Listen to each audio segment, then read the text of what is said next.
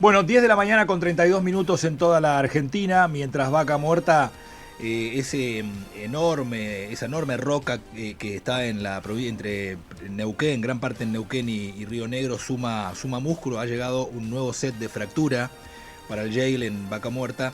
En la provincia del Chubut estamos asistiendo a un proceso de, de salida de YPF y de decisión de quién va a operar las áreas maduras de YPF, tanto aquí en la provincia del Chubut como en el resto del país. YPF tiene áreas maduras tanto en Chubut, en Santa Cruz, en Mendoza, en el norte del país, y se abre un gran interrogante para la provincia del Chubut en materia económica por quién será el responsable. Esto lo tiene que decir la propia YPF, que es la dueña de las áreas, quién será a cargo de esas áreas. Es un tema que vamos seguramente a darle tratamiento informativo en las próximas horas. Atento a que si nosotros vivimos muy lejos del lugar donde se explotan estos yacimientos, directamente el desarrollo de la industria hidrocarburífera pega en la vida cotidiana de los cordilleranos, que estamos más acostumbrados a vivir en medio de las flores, los pajaritos y todo eso, pero bueno, no solo de pan vive el hombre, ¿no? Hay que vivir también del petróleo. Me estoy aproximando, estoy tangencialmente tocando temas económicos y hemos invitado esta mañana para charlar con nosotros, porque está aquí en la región, intercala gran parte del tiempo entre Comodoro Rivadavia, que de donde proviene, y la zona cordillerana, el ex ministro de Economía, entre el 94 y el 99, creo que fue ministro de Economía del gobierno de Maestro, el ingeniero Ismael Retuerto, que además fue diputado. Buen día, Ismael, ¿cómo estás? Buen día, un gusto. Ricardo, te ruego que te... Ricardo, buen día. Te acerques un poco. Ahí está. Gracias. Sí, Además fuiste diputado, ¿no? sí, inmediatamente después, 99-2003. Claro, diputado. Bueno, y actualmente desarrollás vos sos ingeniero en... Químico. Ingeniero químico. Pero tu desarrollo profesional, más allá de tu paso por la política, sos radical. Siempre por supuesto. Siempre estás metido ahí en el radicalismo. Desarrollás tu profesión ya desde hace mucho tiempo en lo que son las renovables, las energías renovables. Efectivamente, desde hace 16, 17 años, prácticamente una vez que dejé o terminé el mandato como diputado provincial, junto con algunos otros colegas y empresarios de Comodoro, comenzamos un desafío incipiente, ¿no? Exploratorio, exacto, incipiente. En energías renovables. En renovables y en eólica. Qué paradójico, ¿no? En Comodoro, donde está la meca del petróleo. Del los petróleo. Hidrocarburos. Bueno, justamente por eso, por dos razones. Primero, porque desde que éramos jóvenes se decía en algún momento el petróleo va a faltar.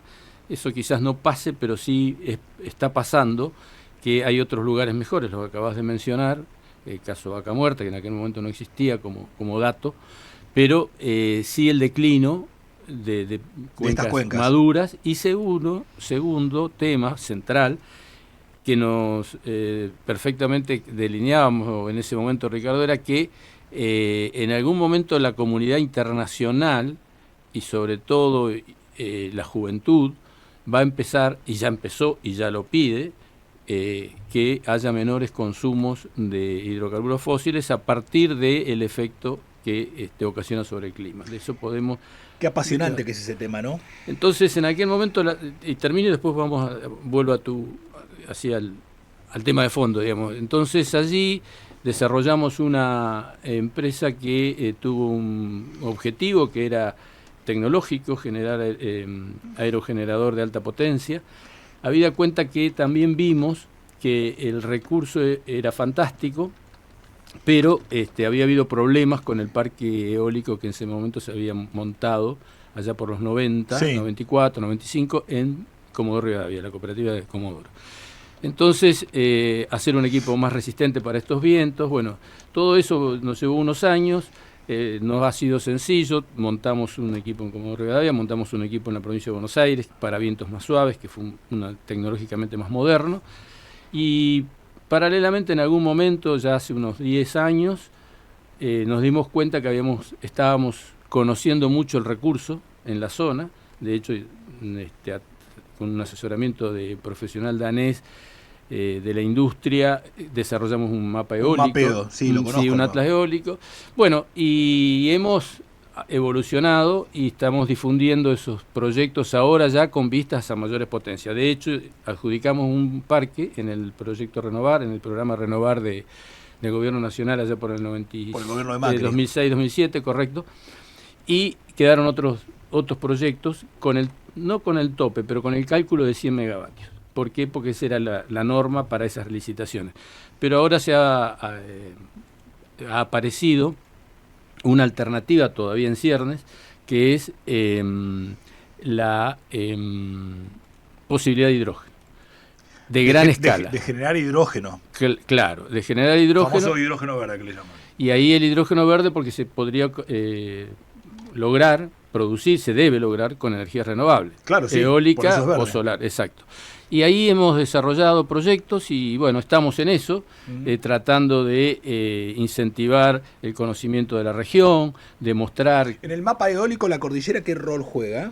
La cordillera... ¿Qué recursos tiene eólico? No la cordillera exactamente, pero ¿Por dónde pasa mira, todo lo que va por la 40, más allá que le han cambiado tanto los recorridos, las trazas, pero imaginariamente por ahí va la cosa. Ahí hay también recursos importantes. Nosotros habíamos prelocalizado acá en la zona de, le llaman la recta San Romano.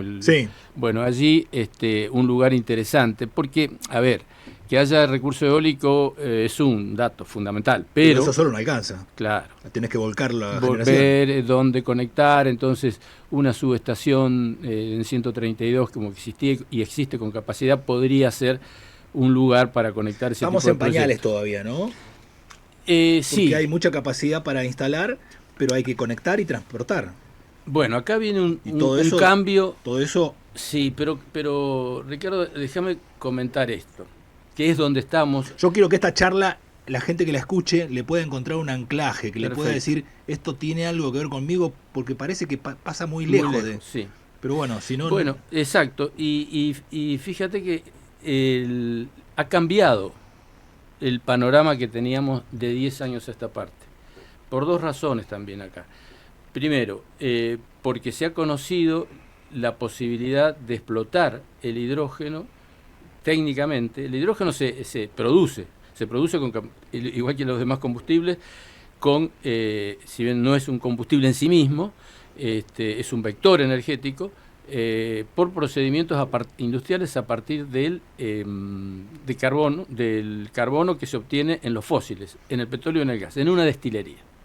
Y esto se usa, el hidrógeno, pero en definitiva termina contaminando de la misma manera que los otros combustibles. Y lo que apareció es una gran demanda en Europa, en Corea y en Japón. Por supuesto China y Estados Unidos, pero ellos están de alguna manera como grandes potencias resolviendo, entre comillas, ese mercado, ese abastecimiento. Para los países que podemos producirlo, quiero decir primero, que es muy importante, que esto no es un proceso extractivo. El hidrógeno no está disponible, hay que irlo a producir. Hay que generarlo. Y a su vez hay que generar un derivado o más de un derivado. Se denomina Power to X a un procedimiento genérico, que es energía para X, y el X es cualquiera de los usos. Les voy a dar un ejemplo. Nosotros orientamos nuestros proyectos, o anteproyectos en todo caso, a la producción de amoníaco. Y el amoníaco como fertilizante. Y el fertilizante es verde, y el fertilizante podría ser característico de Argentina para su propio mercado. Argentina está importando. Y para exportar. Y para exportar. Entonces le daría a sus alimentos o sus productos. ¿Tiene capacidad productiva la provincia del Chubut? Es fenomenal. Es fenomenal. Sí. Pero hace falta inversión. Y ahora voy a meterme en el terreno concreto, en el barro nos vamos a meter. Adelante. Hace falta inversión. Y esto lo voy a conjugar con lo que se está debatiendo en estas horas en el Senado de la Nación, el régimen de incentivo a las grandes inversiones. Hace falta grandes inversiones de mucho volumen en dólares, tanto para transportar, para producir, para generar y demás. Si no, solo con tener la posibilidad y la potencialidad solo no alcanza. Exacto, hace falta un marco jurídico, que es el RIGI, por ejemplo, puede ser, pero también la ley de hidrógeno, sobre la cual tenemos opinión, no alcancé a decir todavía, pero que trabajo en una asociación civil, lo que hoy se denomina una ONG que hemos creado hace 2 años. Soy secretario de ella, es Transición Energética Sostenible, con incumbencia en Chubut, en general en todos lados, y también en nuestras provincias patagónicas. Chubut, pero lo que pasa es que le hace falta una ley nacional. Exacto, la ley de hidrógeno es una ley nacional. Eso, sumado a un ecosistema, un clima de atracción a estas inversiones, pensando en que Patagonia puede ser la gran actora, el gran actor, y Chubut a la cabeza, ahora voy a decir por qué, Chubut a la cabeza, en materia de producción del hidrógeno y los derivados, en un, digamos, concepto global, totalizador, que es desarrollar proveedores locales, abastecedores de parte, no es que vayamos a hacer todos, desarrollar lo que es muy importante, que es la trazabilidad de los proyectos, toda una especialidad. El Estado y los privados, las universidades, tienen que animarse a trabajar en esta vertiente nueva, que no va a ser para el año próximo ni dentro de 2 o 3 años. Es un tren que está poniéndose en marcha y hay que subirse ahora. Va a tomar velocidad en 5 años, en 10, y es probable que siga por muchas décadas. Eso es lo que uno aprecia. Avisora. Exacto. Entonces ahí Chubut tiene un rol muy, muy importante. Fíjense, nosotros tenemos, nosotros digo, como Chubut, chubutenses, 1.500 megavatios, números más, números menos. Para que tengan una idea, esos son más de 20 diques ameguinos. Esa potencia en energía eólica, 1.300, 1.500. Para instalar, capacidad para instalar. Instalada, ya funcionando. Ya funcionando, ya generando. Ya generando. Son muchos diques ameguinos, deben ser unos 2 veces o 2 veces y media hidroeléctrica Futaleufú. Esto es para comparar potencia, para que la audiencia grafique esto. Ahora, ¿qué potencia podría tener Chubut? 10 veces, 20 veces, sí, de esos 1.500. ¿20 veces más? Sí. Ahora, pongamos en 10 veces. Y acá viene un concepto que lo difundimos mucho en nuestras charlas y cuando me invitan a exponer en cualquier ámbito, digo, acá, como todo país, como todo ha pasado en el país, se ha centralizado por una cuestión política, de concentración de población, todos los ferrocarriles en su momento, las rutas, las líneas eléctricas, las transportadoras van a Gran Buenos Aires. Ahora, transportar 1.000 megavatios, o sea, dijimos que teníamos 1.500, transportar 1.000 megavatios demandan una línea de 500. Claro. Y si me la dan para Chubut, por así decirlo, porque si no tampoco la va a... ¿Transportar 10 veces más? 10 líneas. Es una enormidad. Pero no tiene sentido sacar la energía. Acá lo que hay que traer es la industria. Ese es el concepto que hoy cambiamos y ha cambiado. Y es agregarle valor. Agregarle valor acá. Decime, te voy a llevar un poquito más al terreno de lo cotidiano. ¿Lo ve esto el gobierno de Torres? Sí, creo que lo está empezando a ver. ¿Quién le habla de estos temas a Torres? Bueno, nosotros como TES hemos tenido un par de reuniones. ¿Cómo lo ves a Torres? No había asumido, sino que era gobernador electo allá por noviembre, y hace poco hemos tenido, antes del foro de Comodoro que se hizo hace un mes y algo más, otra reunión, y como TES nos hemos puesto a disposición y hemos conversado y quedamos en seguir conversando porque lo ve como una alternativa. Nosotros le planteamos lo siguiente: acá hace falta una estrategia, una hoja de ruta, una estrategia de largo plazo de Chubut y una diplomacia del hidrógeno. Diplomacia, un lobby del hidrógeno. A nivel internacional. Chubut tiene que encarar... Subirse arriba de esto, no como provincia solitaria, porque nosotros también vemos que así como que Chile... Puede ir de la mano con Río Negro y con Santa Cruz. Con Santa Cruz. Cada una tiene su potencial. ¿Quién lo asesora a Torres en esta materia dentro del gabinete? ¿Tiene alguien que le hable de estos temas? Entiendo porque yo calculo que la gestión del día a día se lo come. Sí, no estoy en el detalle interno, pero imagino que hay dos áreas, claro. Estos temas hay que mirarlo a largo plazo. A muy largo plazo, porque es más de una gestión, varias gestiones. Y otra cosa, hay que sentarse con la nación para que cambie un poco, la nación me refiero al gobierno actual, Sí. que cambie un poco la visión, que creo que también la está cambiando en este sentido. Ustedes saben que hay algunos políticos, pocos científicos, pero que todavía sostienen que no hay cambio climático. Ujú. Les cuento una anécdota. El jueves pasado, en Buenos Aires, hace 4 días o 6, vino un ex funcionario de Barack Obama, Ujú. que fue secretario de Ciencia del gobierno de Estados Unidos. Sí. Fue invitado por Paolo Roca de Techín, dio unas charlas y directamente, muy suelto de cuerpo, dice: no hay cambio climático, no es cierto. Ujú. Entonces esto ya no se puede discutir esto. Les puedo dar infinidad de datos que es verdad que hay un cambio climático. Lo que nosotros decimos y quien les habla interpreta esto y trato de difundirlo, es que nosotros podemos no solo hacer una contribución global, solidaria, Sí, al planeta, Sí. que sería poco lo que podemos hacer también, pero importante. Ahora, es una oportunidad, y es el desafío que los chubutenses, toda la dirigencia, toda, no solo la política, Claro. tiene que entenderlo y decir: che, anticipémonos, porque acá podemos producir un desarrollo tecnológico, un desarrollo industrial, que dé estos productos partes para el mercado nacional, Interno, y un parte- 20%, 25%, y el 80 resto afuera. Afuera se vende. Exportarlo. Decime, ¿cómo ves? Fuiste ministro de Economía, te saco el tema de la generación de energía y te traigo al barro de la política y del análisis económico. Fuiste ministro de Economía en la década del 90, en tu tablero de control como ministro de Economía, vos fuiste ministro de Economía de maestro, ¿no es cierto? Correcto. En tu tablero de control tenías poquitos relojes, no muchos, lo que entraba por copa y lo que las regalías y lo que generaba Chubut. ¿Hay algo nuevo en la economía chubutense? Hoy, Sí. ¿Qué otra cosa No hay es que nuevo mirar? de ahora. ¿Qué otra cosa hay que mirar hoy? ¿Qué pasó? ¿Cómo está la economía de Chubut? Y la economía de Chubut, obviamente, tiene que buscar alternativas, porque evidentemente la baja progresiva o el declino, como dicen los petroleros, de la actividad petrolera, justamente hidrocarburífera, por la antigüedad de los yacimientos, prácticamente hay que inyectar cada vez más agua. Para hacer la asíntota, porque si no se cae. Y se cae igual. Entonces, eso por un lado.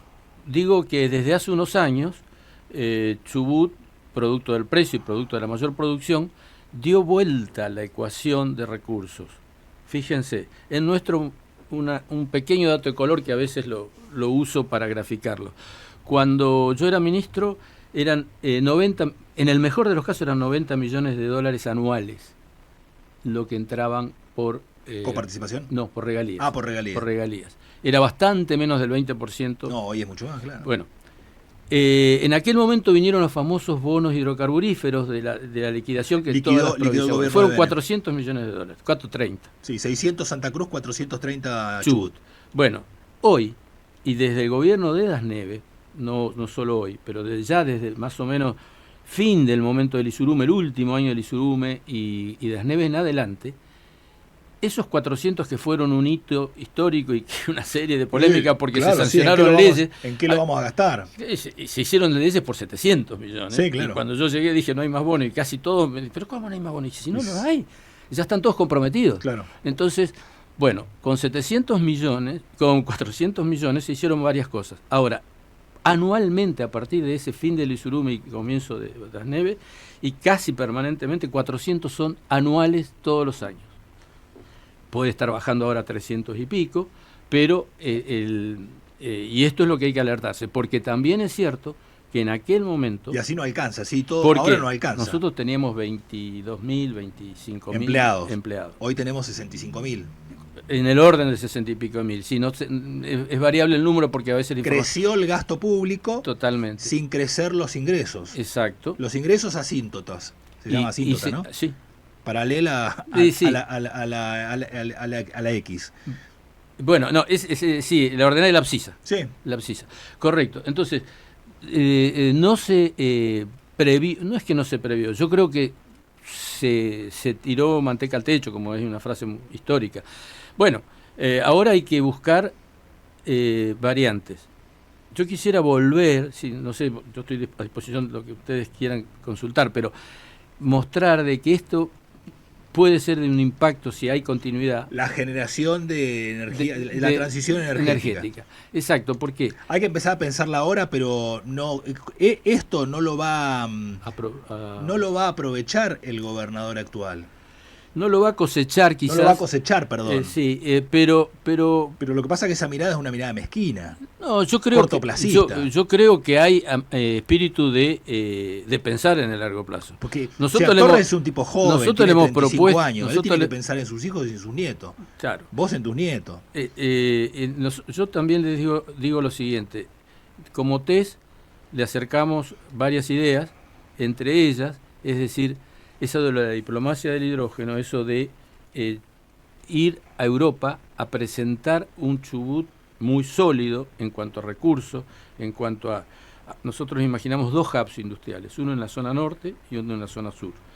Los hubs industriales son como base el valle con Puerto Madryn, Trelew y parte de Rawson, es fuerte y tiene una industria paralela que no paralela, pero digamos derivada de la actividad metalúrgica de Aluar, digamos. Comodoro con la actividad, claro, y necesitas puerto. Acá hay que salir. Puede ser que algo pudiera salir por el futuro por Chile. Está dragando ahora nuevamente Comodoro. Sí. Pero es un puerto que todavía no está a la envergadura de las grandes exportaciones. Y una agencia alemana hizo un relevamiento de la Patagonia y en general, y coincido, cualquier puerto hay que adaptarlo o hay que hacer un nuevo puerto. O adaptar los que hay. Lo que pasa es que está muy en las ciudades. Ese es un problema. Tanto el de Madryn como el de Comodoro. Entonces hay que ver, hay que hacer algún desarrollo de tipo boya, monoboya. ¿Camarones no es apto para hacer uno? Podría ser. Lo que pasa es que tenemos que convivir y acá hay un trabajo muy importante. Hay que rescatar... Estamos pensando el futuro con Retuerto. Estamos hablando del pasado, de la década del 90, su experiencia como ministro de Economía, y mirando un poco el futuro en base a el desarrollo profesional en las energías, en la transición energética. La transición, que tiene, como les decía, acá hay que hablar de servicios con baja huella de carbono y con baja huella hídrica. Estas 2 cosas que parecen una linda frase, van a implicar que Patagonia pueda, en materia de servicios turísticos, de servicios a toda la tecnología, en un futuro pueda ser vistas como un foco de inversión. Nosotros trabajamos hace 6 o 8 años 5 o 6 años, cuando integré el equipo que dirigí, más que integré, coordiné el equipo que armó la propuesta electoral de Gustavo Mena para la gobernación, que no se alcanzó. Entre otras cosas, yo con auxilio y participación de jóvenes que están en el extranjero, que son hijos de chubutenses, un par de ellos, armamos una idea se llamaba SIC. Tenía la particularidad que en castellano y en inglés tenían la misma, era el Centro de Innovación Chubut, o el Chubut Innovation Center, que era imaginarnos, fíjense, esto hace varios años, una localización que con energía renovable, con capacidad de comunicación por internet buena, sólida, generar un centro más que de entrenamiento, de creación, que los creativos de las grandes empresas mundiales vinieran a un lugar, yo me lo imaginaba en la cordillera. Un valle tecnológico. Algo así, que decir, bueno, y cuando lo fuimos planteando y lo fui enriqueciendo, me dijeron, eso es perfectamente factible. Se podría tener que grandes jugadores pudieran traer a sus creativos a trabajar durante 15 días, un mes, 20 días, y hacer su trabajo, pero derramar a las instituciones, a los jóvenes, a los emprendedores que quisieran entrar en sintonía con estos nuevos. ¿Tiene alguna, hablas de sintonía, ¿tiene alguna sintonía el último encuentro que tuvo el presidente con Elon Musk y con el mundo digital? Y yo ahora lo empiezo a ver como que sí, que puede tenerlo. Puede cerrar. Puede cerrar. Te hago la última pregunta, son las 11, tengo que ir cerrando la charla. Podría quedarme charlando 1 hora más contigo para animarnos a asomarnos al futuro. vos sos radical desde siempre, sos radical. ¿Te sentís partícipe? ¿Sentís que el radicalismo, el otro día, un expresidente de la Convención del Radicalismo dijo, el radicalismo tiene que tener su propia identidad, marcar las diferencias con el gobierno de Torres y acompañar a lo que haya que acompañar? ¿Cómo está el radicalismo frente a ¿Cómo ves al radicalismo adentro del gobierno de Torres? Un gobierno de Torres que se parece cada vez más a Las Neves. Yo creo que no estoy directamente vinculado, pero sí, obviamente, cuando hay consultas y demás, creo que el radicalismo por historia, por gestión, no solo historia partidaria, sino de historia y gestión política de gubernamental en municipios, en gobiernos provinciales, tiene que tener su presencia, ayornarse, entender por dónde va la cosa y defender sus verdaderas visiones que hoy deben ser actualizadas. Eso también hay que decirlo. ¿Qué quiere decir actualizar? Tiene que ser que se debatan este tipo de temas, que sepamos que... ¿Hacia dónde va el mundo? Hacia dónde va el mundo, exactamente. Y eso nos está faltando en la Argentina, nos está faltando en la dirigencia en general, que no aprecian de que podríamos tener una gran fuente de crecimiento, que al principio no va a ser crecimiento económico, va a ser crecimiento para los jóvenes, para la posibilidad de instalarse, de creer y de crear. Entonces, la energía que tenemos da para, por ejemplo, fíjense, lo habrán escuchado. Tengo que cerrar, ¿eh? Sí. El consumo de la inteligencia artificial va a demandar tanta energía que únicamente se van a instalar en lugares que tengan... Que haya capacidad de generación. Y frío, y fresco, temperatura fría. Entonces, atención con eso. Patagonia también puede estar haciendo... Como el minado de criptomonedas. Que por ejemplo, requiere lo mismo. Sí, pero lo otro es todavía mucho más apasionante. Más allá de lo que podemos discutir sobre la inteligencia artificial, etcétera, etcétera.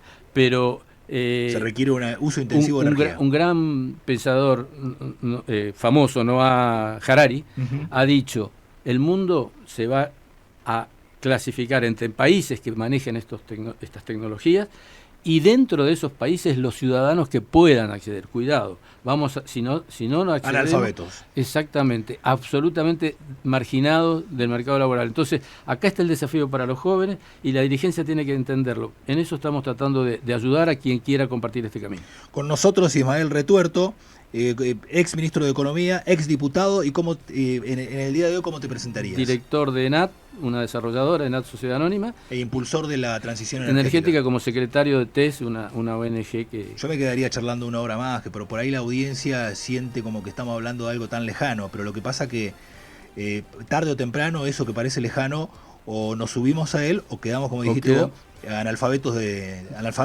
Sí, y acá fuera del sistema. Y acá las bellezas turísticas, paisajísticas de la Patagonia y de Chubut pueden ser un componente muy importante para lo que dije hace un rato. Otro día te invito a darle continuidad a la charla. Ando bastante por la zona, así claro, que vos estás viviendo unos días acá, unos días del mes. Bueno, a mí me siento que nosotros, los cordilleranos, estamos recontra re lejos de todo.